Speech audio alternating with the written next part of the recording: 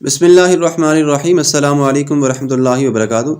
محترم سامعین، نبی کریم صلی اللہ علیہ وآلہ وسلم نے اپنے صحابہ کو ہمیشہ دین اسلام کی تبلیغ کی، اور آپ صلی اللہ علیہ وآلہ وسلم نے اپنے صحابہ کی تبلیغ بھی ایسے کی کہ وہ آپ صلی اللہ علیہ وسلم پر جان نثار کرنے کو ہر وقت تیار رہا کرتے تھے۔ آپ صلی اللہ علیہ وسلم نے اپنے صحابہ کرام کو بہترین اصول بتائے، جن میں سے کچھ اصول ہم آپ کے سامنے بیان کیے دیتے ہیں۔ نمبر 1، آپ صلی اللہ علیہ وآلہ وسلم نے فرمایا کہ فجر اور اشراق اور عصر، مغرب اور عشاء کے دوران سونے سے باز رہا کرو۔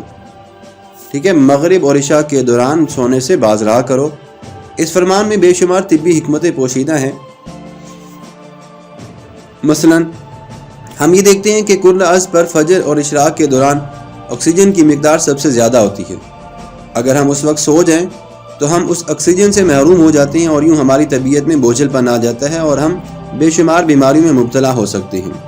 اور ان بیماریوں میں مبتلا ہونے کے بعد یہ بھی ہو سکتا ہے کہ ہم پھر ہمیشہ کے لیے بیمار ہو جائیں۔ نمبر 2، نبی کریم صلی اللہ علیہ وسلم نے فرمایا کہ بدبودار اور گندے لوگوں کے ساتھ نہ بیٹھا کرو۔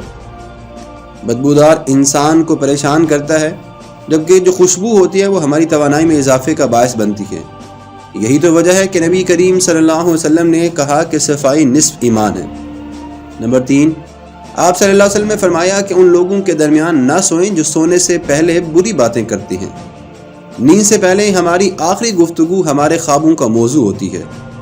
ہم اگر برا سن کر سوئیں گے تو ہمارے خواب بھی برے آئیں گے، اور ہمارے برے خواب ہمارے آنے والے دن کا موڈ بن جائیں گے۔ چنانچہ نیند سے پہلے ہماری آخری محفل جو ہے وہ اچھی ہونی چاہیے، تاکہ ہمارا اگلا دن بھی اچھا گزرے۔ اور روایات میں تو یہ بھی آتا ہے کہ سونے سے پہلے اللہ تبارک و تعالیٰ کو یاد کر کے سویا کریں، تاکہ اللہ تبارک و تعالیٰ انسان سے راضی ہو جائے، اور بدلے میں اس کو وہ ساری نعمتیں ملیں جو کہ اللہ تبارک و تعالیٰ نے اس کے حصے میں لکھی ہیں۔ نمبر 4، فرمایا کہ تم بائیں ہاتھ سے کھانا نہ کھاؤ۔ دایاں حصہ جو ہے وہ مثبت ہوتا ہے، اور بایاں جو ہے وہ منفی ہوتا ہے۔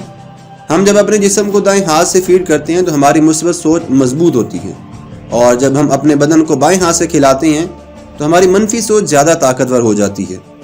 نمبر 5، فرمایا کہ منہ سے کھانا نکال کر بھی نہ کھاؤ۔ نمبر 6، نبی کریم صلی اللہ علیہ وسلم نے فرمایا کہ ہاتھ کے کڑاکے بھی نہ نکالا کرو، کیونکہ سائنس کا کہنا ہے کہ ہم میں سے جو لوگ انگلیوں کے جو ہے وہ کڑاکے نکالتے رہتے ہیں، یہ جلد آرتھرائٹس کا شکار ہو جاتی ہیں، اور یہ جوڑوں کے درد کی شکایات کا بھی سبب بن سکتے ہیں۔ تو یہ کام بھی نہیں کرنا چاہیے۔ آخر میں آپ کو ریفرنس بھی دے دوں گا کہ یہ کہاں سے ہم نے باتیں نقل کی ہیں۔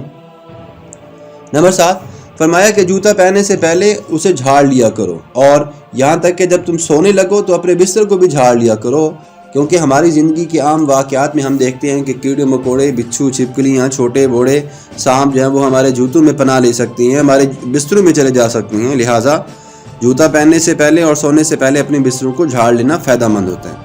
نمبر 8، فرمایا کہ نماز کے دوران آسمان کی طرف نہ دیکھو، آسمان کی طرف دیکھنے سے توجہ ہٹ جاتی ہے۔ نمبر 9، آپ صلی اللہ علیہ وسلم نے فرمایا کہ رفع حاجت کی جگہ مت تھوکو۔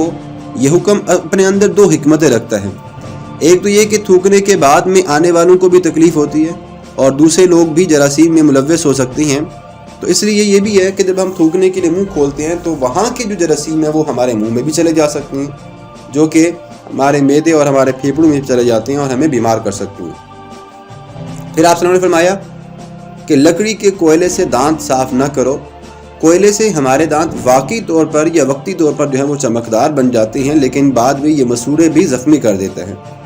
اسی طرح آپ نے فرمایا کہ ہمیشہ بیٹھ کر کپڑے تبدیل کیا کرو۔ ہم میں سے اکثر لوگ جو ہے وہ شلوار یا باقی چیزیں جو پہنتے ہیں وہ کھڑے ہو کر کرتے ہیں اور گر پڑتے ہیں۔ بڑھاپے میں شلوار یا پتلون بدلتے وقت وہ اکثر گر جاتے ہیں۔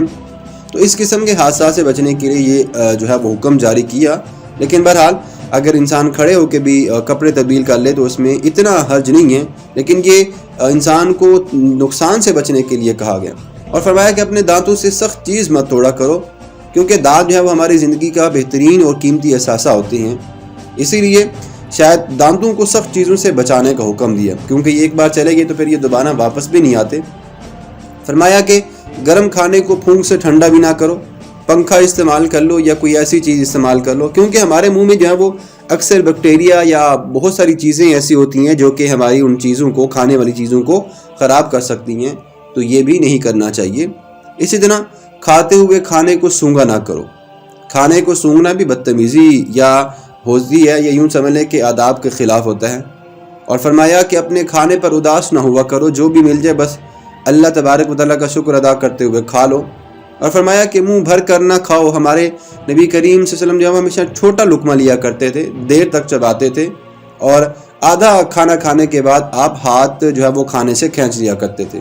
تو اسی لیے نبی کریم صلی اللہ علیہ وسلم اور آپ کے صحابہ نے یہی طریقہ اور عادت اپنائی اور آپ کبھی بھی بیمار نہیں ہوئے.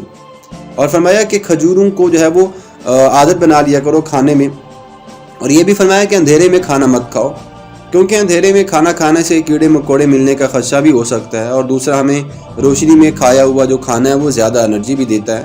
تو اندھیرے میں کچھ اور بھی چیز کھانے میں جا سکتی ہے، جیسا کہ فرمایا گیا کہ پانی کو جو ہے وہ دیکھ کر پیا کرو. تو اس کی وجہ کیا ہے؟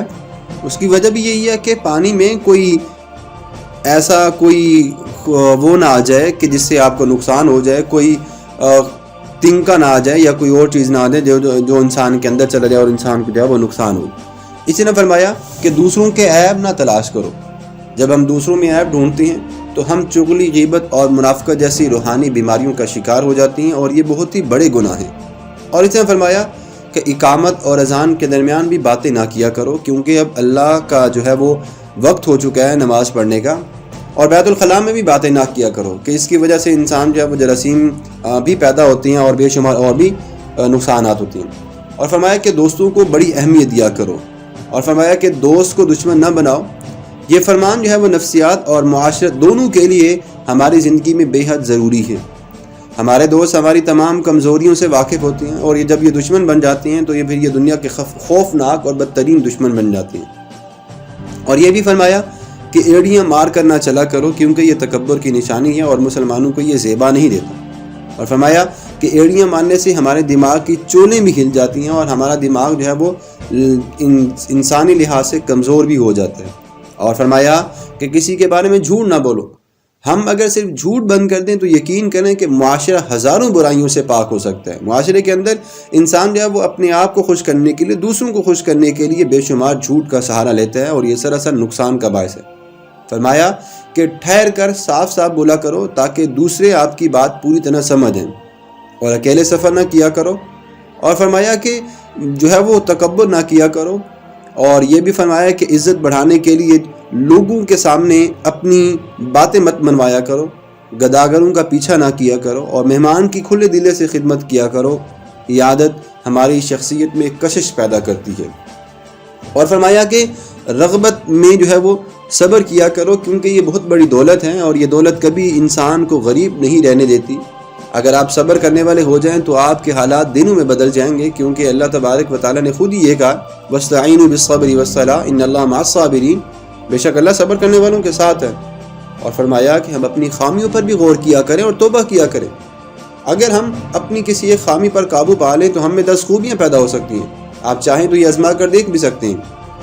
انسان کے اندر بے شمار خوبیاں اور خامیاں ہوتی ہیں، تو انسان کو اپنی خامیوں پر توجہ دینے کی ضرورت ہوتی ہے، کیونکہ یہ عادات ایسی ہیں کہ انسان جب تک اس کو نہیں چھوڑے گا تو اللہ تبارک و تعالیٰ کے وہ قریب نہیں ہو سکتا.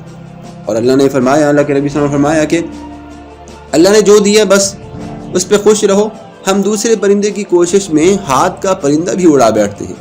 ہمیں جو مل جائے نا بس اسے آپ یوں سمجھ لیں کہ یہ آپ کا آخری کھانا ہے اور اسے کھائیں. بس جو نہیں ملا اس کی فکر نہ کریں. جو آپ کے حصے میں لکھ دیا گیا آپ کو وہ ضرور ملے گا، چاہے آپ کچھ بھی کریں یا نہ کریں.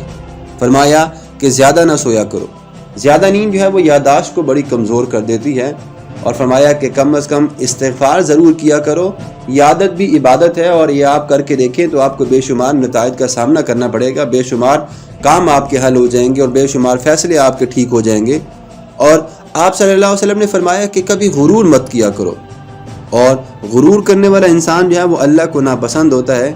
محترم سامعین، یہ وہ احکامات تھے جو چھوٹے چھوٹی ہیں، لیکن اگر ہمیں اپنی عملی زندگیاں بہتر بنانی ہیں، کامیاب بنانی ہیں، ہمیں اپنے معاشرے میں دوسرے لوگوں کی نظر میں، اپنے دوستوں کی نظر میں کامیاب ہونا ہے اور بہتر بننا ہے، تو ان نبی کریم صلی اللہ علیہ وسلم کی حدیث پر یا ان چیزوں پر عمل کرنا ضروری ہے. سنن ابن ماجہ میں یہ اور سنن ابن ماجہ رد المختار میں یہ ساری روایات، ساری باتیں موجود ہیں. اپنا بہت سارا خیال رکھیے گا. اللہ حافظ.